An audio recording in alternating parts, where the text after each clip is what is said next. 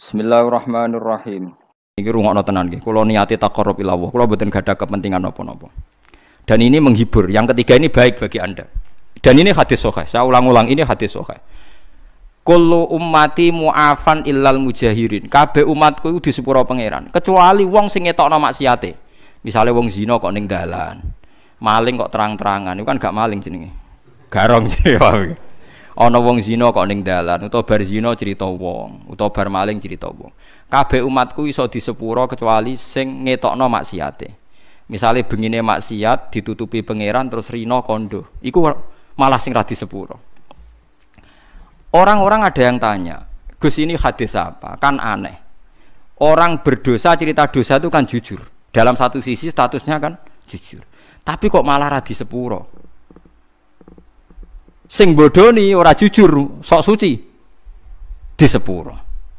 Karena ini ada riwayat, kita harus membela Rasulullah sallallahu alaihi wasallam. Cara bela begini.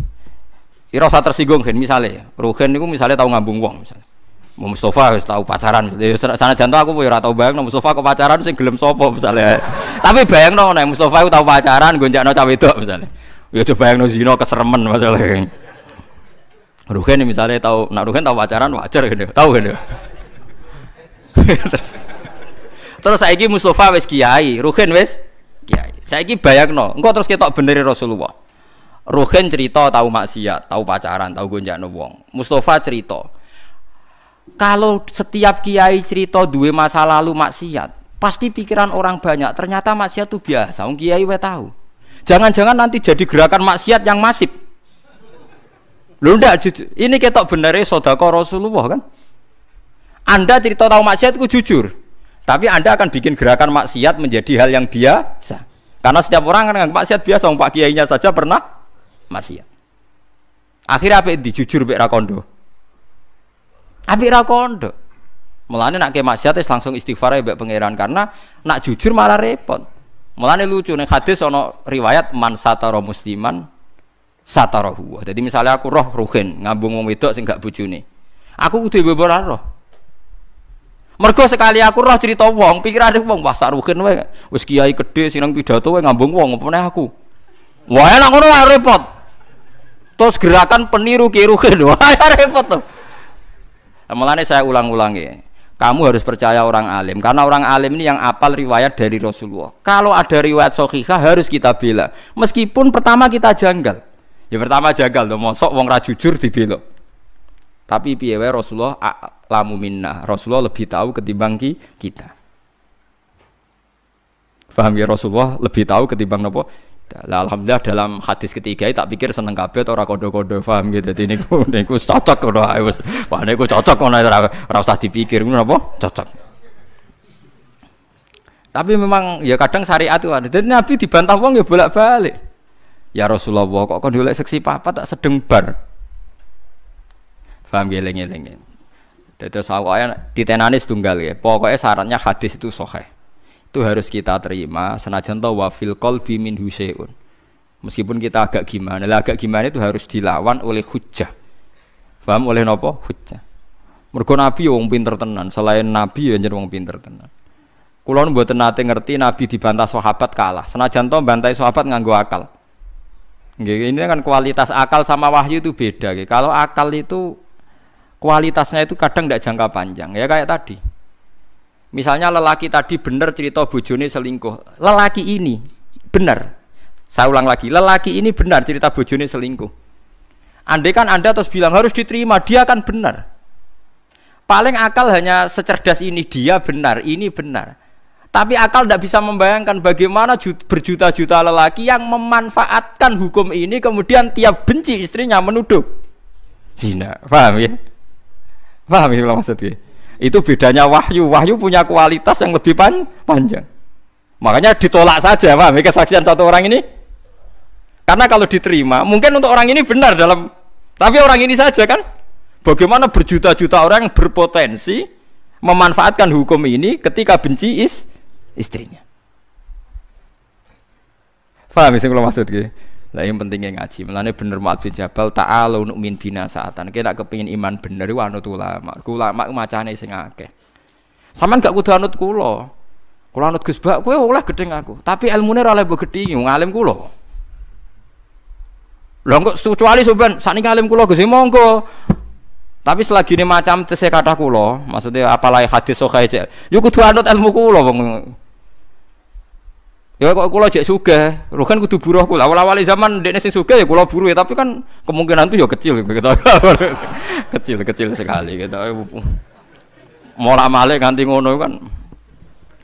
Mulane jare kanca kula nak kurang ajar aja. Kowe roh Gus babe Nabi kok do ganteng ya. Kena apa? Wali-wali rata-rata ganteng jare alasan aja. Mergo malaikat tuh males Gus. Lha piye? Wong swarga kan ganteng-ganteng. Dadi nak Nabi ganteng kan ngrubahi sithik.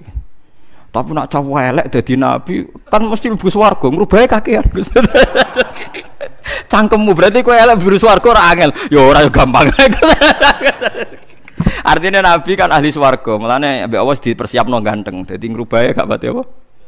Akeh jare. Tapi nak kowe elek kan ngrubahe. Oh, aku mau dipikir dhewe jare alasan.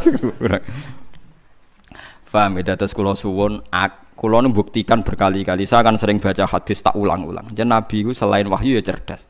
Dan kecerdasan Nabi itu abadi ila yaumil kiamah. Ngene kula ora iso bayangno. Kalau setiap orang yang maksiatku jujur dengan dalih jujur, selama ini orang-orang abid ahli ibadah itu kejujuran. Mergo ora ana ilmune kadang-kadang.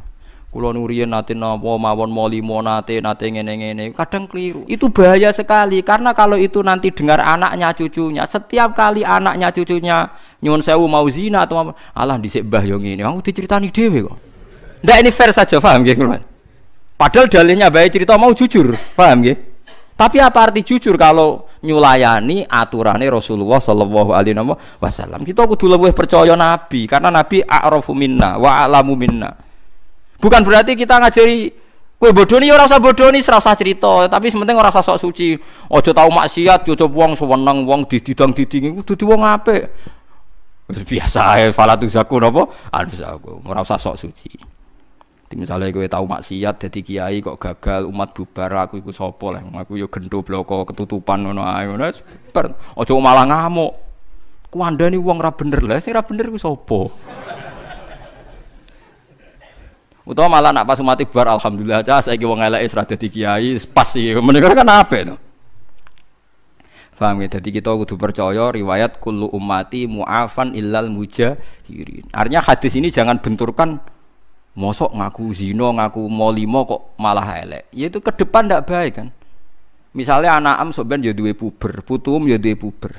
Gara-gara baik jujur cerita misalnya, aku ya tahu zina, cung ya tahu nyolong. Suatu saat gejolak ini hidup, dalile apa coba? Kira-kira dalile anak am putum, mbahku yo tahu. Awas nak nyalahno aku, dekne yo tahu wae. Lah yo repot. Dadi lho nggih kan?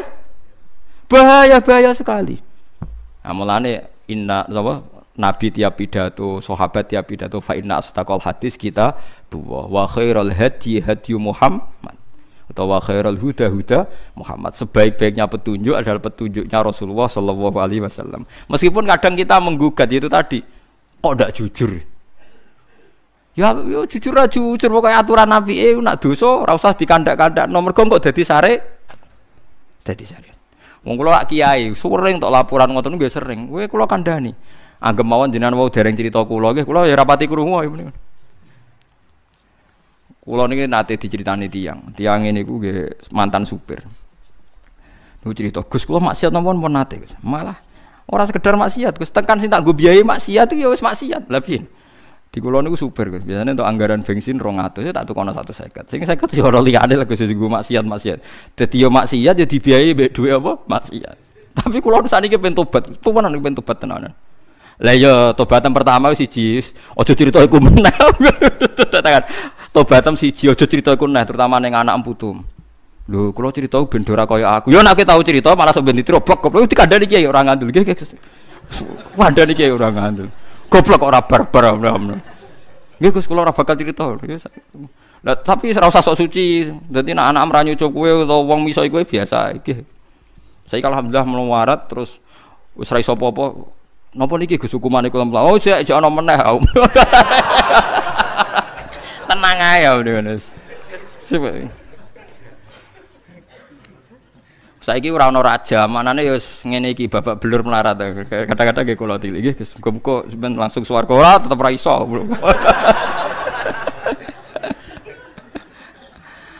Tapi saya wanti-wanti, Anda akan tidak diampuni kalau cerita itu pada anak-anak terutama. Mergo nasi Nabi jenengan kullu ummati mu'afan. Mu'afan di sepuro illal mujahirin. Umatku kabeh di sepuro kecuali sing ngetokno mujahirin sing kata jahroh. Lah sakniki sing pun kadung cerita nggih dilereni. Utawa dibatalno. Kok bener, tapi kok kadung ngandel potongane